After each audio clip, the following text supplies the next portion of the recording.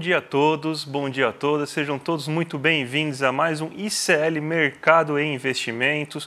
Hoje a gente não tem uma agenda muito cheia aqui no Brasil, mas a gente vai falar da confiança do consumidor, que está a melhor confiança para o mês de fevereiro desde 2015. Teve uma queda, mas é uma queda sazonal, a gente vai explicar muito sobre isso. Vamos falar da reunião do Haddad, que deve acontecer agora nessa manhã, que está mexendo com os mercados, porque vai tratar também um pouco de desoneração. Vamos falar também aí da OCDE, que teve os dados divulgados do PIB aí do bloco, né? Então a gente vai repercutir um pouco sobre isso. Mas antes de tudo eu vou passar a palavra para a Débora, que está de novo em casa aí. Então, Débora, bom dia para você, tudo bem?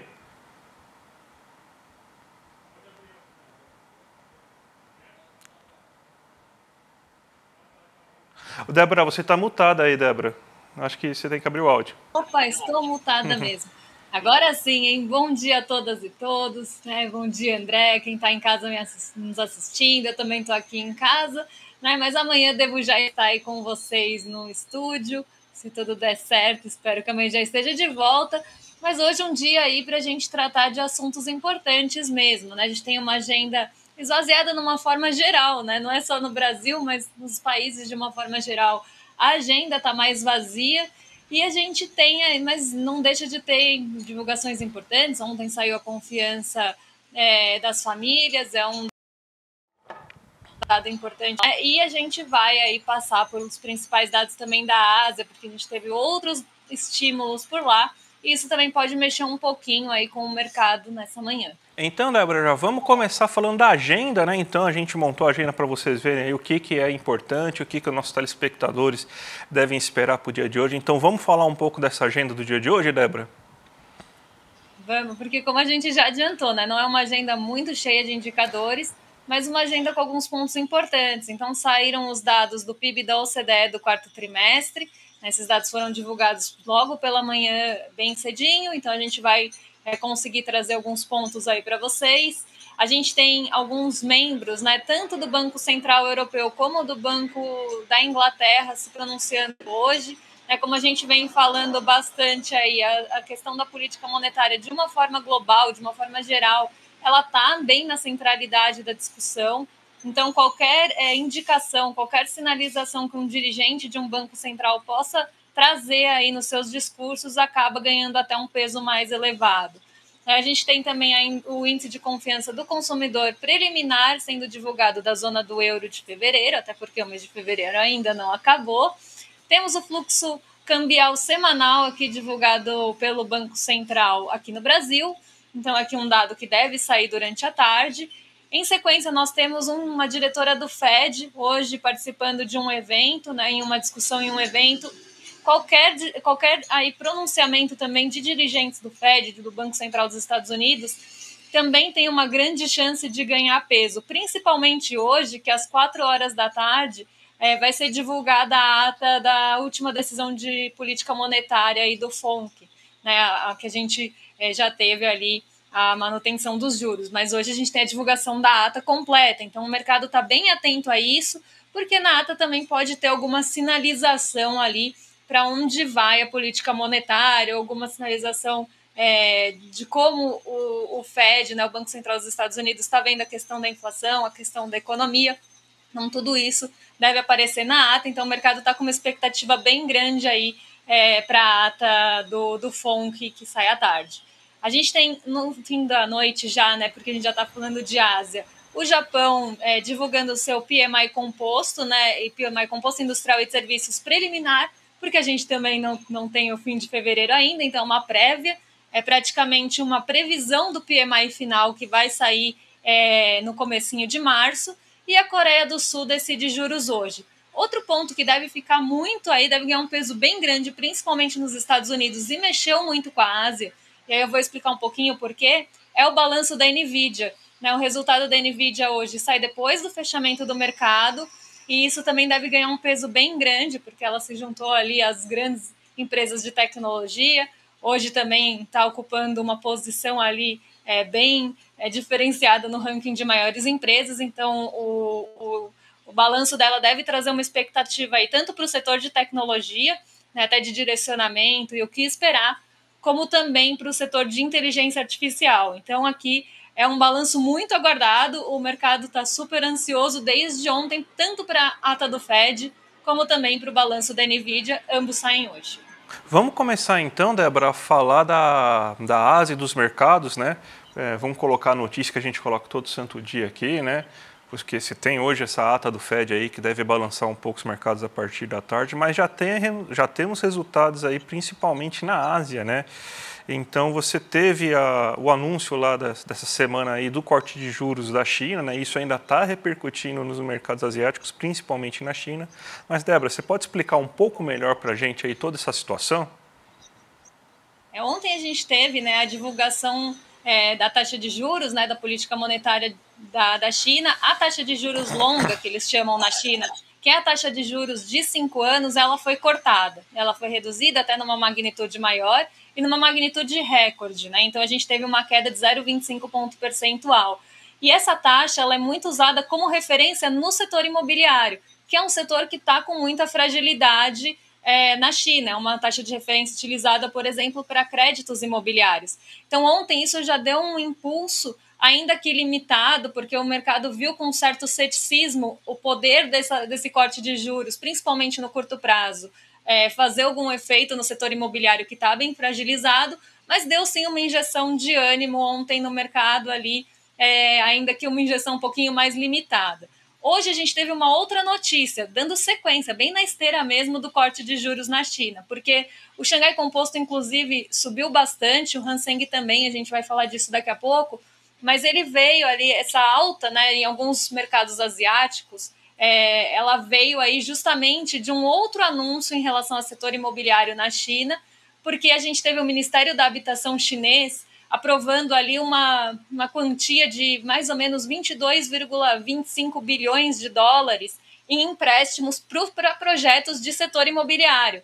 Então, ali é uma nova injeção de recurso, um novo pacote mesmo de estímulos voltados para o setor imobiliário depois de um corte de taxa de juros, para tentar realmente animar ali os mercados em relação ao setor imobiliário e tentar também diminuir a fragilidade do setor imobiliário, que está com bastante dificuldade na China, e isso acaba impactando ali em cadeia outros setores que dependem ali do setor imobiliário, né? E o setor imobiliário também está com algumas questões, como a gente sempre fala aqui, da Evergrande, da negociação com credores. Então, é um setor que está com fragilidade, sim, e aí os estímulos estão sendo voltados para eles. Então, ontem o mercado não reagiu da forma que se esperava ao corte de juros, porque achou que o corte no curto prazo, claro, a gente está falando de um corte de juros, isso vai demorar um tempo para fazer efeito, mas no curto prazo não seria uma medida que iria levantar o setor imobiliário devido à fragilidade que ele está.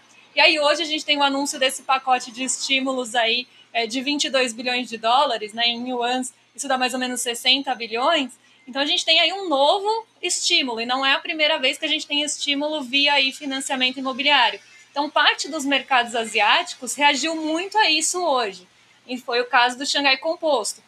O Xangai Composto subiu aí mais de 0,90, né? Subiu 0,97 hoje, quase 1%, repercutindo justamente essa notícia do pacote para o setor imobiliário, junto ao corte. Então a gente tem uma sequência realmente, né, uma esteira de notícias aí que favorecem o setor imobiliário. E quem também subiu muito, inclusive liderou ali os ganhos da Ásia, foi o Hang Seng. O Hang Seng ele tem um peso bem grande de setor imobiliário na carteira ali de composição do índice.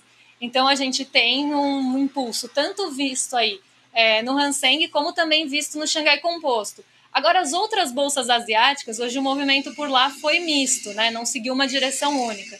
As outras bolsas asiáticas ficaram mais ou menos ali no marasmo de Nova York, porque ontem a gente teve um dia de volta de feriado em Nova York, e desde manhãzinha, quando a gente falou aqui dos futuros de índice, né? Porque os índices ainda não estavam ali abertos, os futuros já indicavam para um dia mais negativo em Nova York, um dia mais cauteloso mesmo. E essa cautela persistiu o dia inteiro, porque a gente não teve nenhum indicador relevante sendo divulgado nos Estados Unidos. A gente veio ali de um feriado, então o mercado estava fechado, e o mercado estava com muita expectativa, muita ansiedade pela divulgação do balanço da NVIDIA e pela ata, né? Os dois relatórios e dados aí que saem hoje.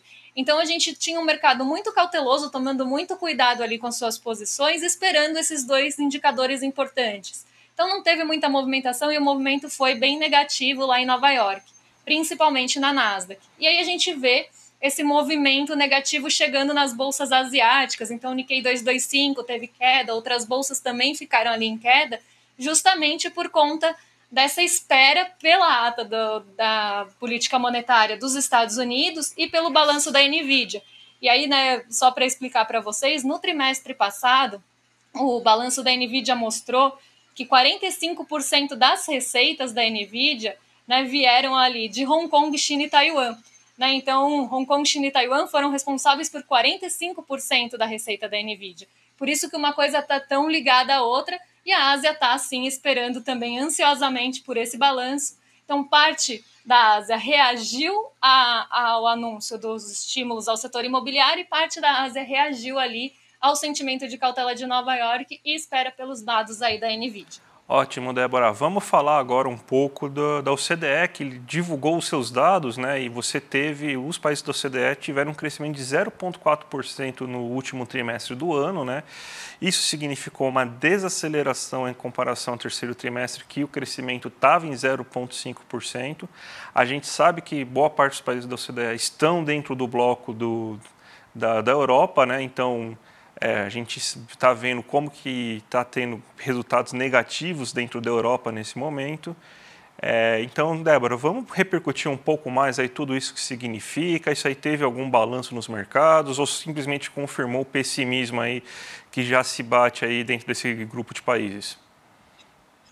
Basicamente confirmou o pessimismo, porque não só desacelerou em relação ao quarto trimestre de 2023, como também desacelerou em relação ao ano passado. Então, a gente teve a confirmação, sim, dessa desaceleração, né? A gente sabe o peso que a zona do euro tem, por exemplo, dentro da OCDE, países que estão com dificuldade de crescimento. Então, essa desaceleração ela é confirmada dentro do bloco de países também e não surpreendeu. Inclusive, veio muito dentro do esperado pelo mercado, tanto a desaceleração no trimestre quanto a desaceleração em relação ao ano anterior. Ambas as acelerações já eram esperadas aí pelo mercado, então não trouxe grandes surpresas e só confirmou realmente ali um pessimismo em relação ao crescimento desses países no ano passado, que agora a gente tem aí o quarto trimestre fechado. Vamos para o Brasil agora, Débora, porque a gente tem a notícia do dia, que é justamente o índice de confiança do consumidor, né? Que ele caiu 0,5% em fevereiro em relação a janeiro, mas é o melhor índice que a gente tem desde 2015. A gente tem que entender primeiro uma coisa, né? Que existe certas sazonalidades. Geralmente, entre janeiro, fevereiro e março, existe sim uma queda de intenção de consumo. Você imagine que o final do ano é sempre um final de ano que as pessoas geralmente consomem mais. Janeiro, todo mundo tem um caminhão de conta para pagar. Janeiro tem IPVA, janeiro tem reajuste de mensalidades, reajuste de boletos, janeiro tem pagamento de PTU. Então, você tem um monte de contas que acabam se acumulando em janeiro. Então, logicamente, até pela falta de renda, né, o aperto que você tem que realizar em janeiro, a intenção de consumo acaba caindo geralmente em fevereiro, né? Então, sempre acontece isso. Daí não é um fenômeno assim para se assustar, isso é um fenômeno sazonal. Só que o dado importante é o quê? Que desde 2015 para fevereiro não existia uma intenção tão grande de comprar. Então, é um sinal que desde 2015 a gente não tem um colchão tão grande de renda extra que faz com que o brasileiro pense em comprar alguma coisinha mesmo depois de pagar um caminhão de contas, né, Débora? A gente fez até um gráfico aqui que você vai explicar para a gente, né, como que está esse gráfico. Você pode falar um pouco mais desse gráfico, Débora? Então é justamente isso, né? A gente teve até um mês de janeiro até de intenção de consumo uma boa pesquisa de intenção de consumo, um bom índice, né, de intenção de consumo entre as famílias em janeiro. E aí, em fevereiro, a gente teve uma leve queda. Então, quando a gente compara, né, fevereiro ao mês passado, então fevereiro a janeiro, a gente vê que os índices, na maioria, aí, recuaram. Então, quando a gente vê o índice como um todo, que é o ICF, que vocês estão vendo aí na primeira linha, a gente vê um recuo mensal de 0,20% em relação ao mês passado, pensando em variação percentual.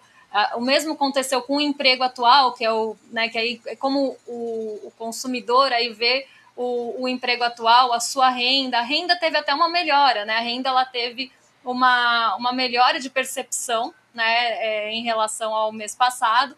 O nível de consumo atual, então, como vê o nível de consumo atual, também teve ali uma queda, e esses são todos os pontos que compõem o índice de intenção de consumo das famílias, tá? Só para deixar aqui bem explicadinho. A perspectiva de consumo também caiu, acesso ao crédito ficou bem ali próximo do 0 a 0, teve pouca mudança, e o momento para duráveis, né, que são bens normalmente mais caros, também caiu em relação ao mês passado. Mas a grande questão aqui, né, que eu vejo não só o melhor para 2015, mas em 12 meses, então se a gente comparar como é que está a intenção de consumo das famílias agora, em fevereiro de 2024, e como é que ela estava em fevereiro de 2023, a gente vê que todos os índices aí que compõem o índice de consumo, né, de intenção de consumo, subiram. Né? Então a gente vê não só o índice de intenção de consumo das famílias subindo aí 10% em relação ao ano passado, mas a gente vê todos os outros subindo, e aí um ponto bem importante, né, porque quando esse índice está ali acima de 100, isso mostra que aquele consumo está aumentando, então a pessoa está tendo mais intenção de consumo, quase uma aceleração ali daquele índice. E aí, quando ele está abaixo, você ainda tem tem um caminho ali para se percorrer para começar a ter um crescimento ali de fato. Né? Então, é um índice calculado dessa forma. Mas um ponto bem interessante aí que eu vejo é o momento para duráveis. Então, em fevereiro de 2023, no ano passado, né, a pesquisa mostrava que o momento para durável estava em 54,8, né, e aqui não é percentual, tá, é em pontos mesmo, são números absolutos. E aí a gente vê que mês passado teve aí uma alta até interessante e nesse mês continuou. Né? Então, em relação ao ano passado, o momento para duráveis subiu 30%. Ou seja, as pessoas estão vendo esse momento como um momento melhor para comprar bens duráveis. Né? E isso mostra bastante coisa, porque bens duráveis normalmente são mais caros, tem mais dependência de crédito. Né? Então mostra que o brasileiro está com uma intenção de comprar bens mais caros. Então ele está mais confiante sim em relação à sua renda, tem que estar mais confiante em relação ao seu emprego, porque senão ele não vai se endividar e não vai colocar seu dinheiro para comprar bens duráveis. Então acho que de todos aí indicadores, né, eu chamaria atenção para esse, porque realmente teve uma alta expressiva em relação ao ano passado, mas o brasileiro ele está mais confiante, vamos pensar assim, está com uma intenção melhor e está mais confiante também em relação à sua renda, em relação à sua perspectiva profissional, em relação à perspectiva de consumo, ao emprego, em relação ao crédito. De uma forma geral, o brasileiro está mais confiante do que estava no ano passado, no comecinho do ano passado, e isso tudo reflete nessa intenção de consumo, porque se eu estou mais confiante em relação à minha renda, meu emprego, à minha perspectiva profissional, eu vou colocar mais renda e eu vou poder comprar mais coisas. Então esse é um índice bem interessante, e eu acho que essa última linha aí é muito interessante, porque apesar de ainda estar fragilizada, vem mostrando realmente uma evolução e mostra aí que o brasileiro tá tem mais intenção, sim, de comprar bens mais caros, não é só aquele supérfluo, só aquela coisa baratinha. Débora, vamos falar então agora, né? Porque essa notícia veio de manhã e parece que o mercado começou a reagir de manhã, né? Sobre a questão, nas 10 a gente vai até ter que falar só amanhã, gente. Vamos falar da notícia do Haddad, porque o Haddad se encontrou com o Lula aí, vai ter uma reunião nessa quarta-feira para tratar da MP da reoneração da folha, né? Isso aí tá um cabo de guerra bem grande. O Ministério da Fazenda acredita que isso seja necessário para você conseguir reorganizar as contas públicas brasileiras, né? O Haddad quer chegar no déficit zero. E já que temos que ter responsabilidade fiscal, é isso que o mercado dita para nós, então vamos ter responsabilidade fiscal também cobrando de quem tem mais dinheiro. Aí essas empresas que a gente já mostrou têm várias benesses e acabam não devolvendo empregos para o Brasil, né? Isso daí, como que o mercado está vendo tudo isso, Débora? Esse é um ponto que está gerando muita expectativa no mercado, né? Desde que na semana passada, no finzinho da semana passada, na sexta-feira, o Randolph Rodrigues, ele deu uma declaração e ele falou que isso devia ser uma matéria assim, tratada com urgência, não devia passar dessa semana, a reoneração ia ser discutida essa semana, então ele já tinha sinalizado para isso na sexta-feira, e o mercado já começou a ficar ansioso desde então, porque o mercado, apesar ali né, ter de querer, né, ter essa postura fiscalista, então ele tem sim, né, vai reonerar a empresa, isso pode ter alguma outra implicação para as empresas que vão ser reoneradas, sim, tem esse ponto, mas o mercado é muito mais fiscalista do que qualquer coisa, então ele está muito olhando ali para essa questão do déficit zero, então desde sexta-feira começou a se criar uma expectativa, quando a gente teve essa fala do Randolph em relação a reoneração e possível discussão disso nessa semana e retomada de uma pauta também econômica, né? Porque a gente teve o carnaval e a expectativa é que as agendas econômicas fossem retomadas, né? A agenda econômica como um todo e os seus tópicos fossem retomados depois do carnaval. E aí essa indicação na sexta-feira já trouxe ali uma ansiedade para o mercado também. Na segunda-feira, quando os mercados de Nova York estavam fechados e a gente estava com uma agenda bem vazia, essa declaração do Randolph ganhou um peso enorme no mercado. Foi justamente um dos pontos que aliviou a nossa curva de juros, inclusive. Então, o mercado está esperando essa conversa, sim, né? E o que foi indicado, né, é que talvez ela esteja para acontecer agora, porque ontem tinha uma reunião marcada entre o presidente Lula e o Fernando Haddad, e ela foi agendada, né, reagendada para hoje de manhã, e o Haddad já estava a caminho do Palácio hoje de manhã. Então, o mercado está esperando que seja para discutir justamente a MP da reoneração e está vendo isso como com bons olhos, principalmente da perspectiva fiscal aí que o mercado tem, né, de buscar e apoiar também essa coisa do déficit zero. Então, o mercado está, sim, bem ansioso para resultados em relação a isso e até tem toda uma expectativa se vai fatiar ou não essa MP para ela ser votada em caráter de urgência, né? Então, todos ali os setores estão envolvidos nisso também devem estar aí com bastante expectativa, mas o mercado em si está aí aguardando bastante o desfecho dessa reunião e o encaminhamento das agendas econômicas de uma forma geral. Então, esse é um começo, né, um pontapé inicial aí nesse comecinho de ano, que deve ganhar um peso bem grande hoje, inclusive está ganhando peso desde sexta-feira, deve continuar com esse peso hoje pela manhã. Débora, estamos meio sem tempo aqui, então, ó, 2 minutinhos para você fazer a abertura de mercado agora para a gente, tá? Bom, vamos lá, hein? Vamos falar rapidinho aí. O Ibovespa está caindo hoje desde manhã, então desde a abertura a gente está vendo o Ibovespa em queda, né? Isso vem muito também puxado pelo minério de ferro. Apesar de todos os estímulos que a gente falou de manhã que estão acontecendo na China, o minério de ferro está com dificuldade aí de mostrar algum ganho, algum fôlego, né? E faz praticamente aí, desde o comecinho dessa semana, o minério de ferro está caindo, mas ontem ele teve uma queda bem expressiva de mais de 5% na negociação em Dalian e hoje continuou aí em queda, né? Teve uma queda aí de mais de 3%, na verdade quase 4%. Então isso tende sim a puxar a nossa bolsa para baixo. Isso está acontecendo não é por conta dos estímulos, é porque se tem uma oferta maior de minério de ferro do que uma estimativa de demanda depois que a China ficou tanto tempo fechada. Então a China ficou ali no feriado de Ano Novo Lunar, que durou mais de uma semana, isso deu uma diminuída no ritmo, a demanda estimada para curtíssimo prazo foi reduzida e a oferta ficou um pouquinho acima, isso puxou o preço do minério de ferro para baixo. Não tem nada a ver com os estímulos ainda, né? Isso vai levar um tempo para repercutir. E aí a gente vê o minério de ferro puxando todas aquelas ações que têm um grande peso no nosso índice. A Vale, que é um peso individual grande, caiu muito ontem e continua em queda hoje. E as ações ligadas à siderurgia também tiveram um dia ruim ontem, o índice de materiais básicos caiu bastante, então a gente vê esse movimento continuando hoje. Então, se alguém vai limitar a alta ou vai trazer a bolsa para baixo, provavelmente vai ser aí o setor de materiais básicos. É um dia aí que o mercado também deve ficar bem ali cauteloso por conta da expectativa que se tem para o fim da tarde. Então, o mercado está muito voltado àquela na espera mesmo da ata do Fed, né? E a sinalização que pode vir de lá pode derrubar ainda mais, principalmente Nova York. Então, e subir também aquelas rendimentos de treasuries. Então, a gente vê esse movimento acontecendo já agora pela manhã no S&P. A gente tem também, né, aqui Xangai Composto, já falamos, e Nikkei 225 também.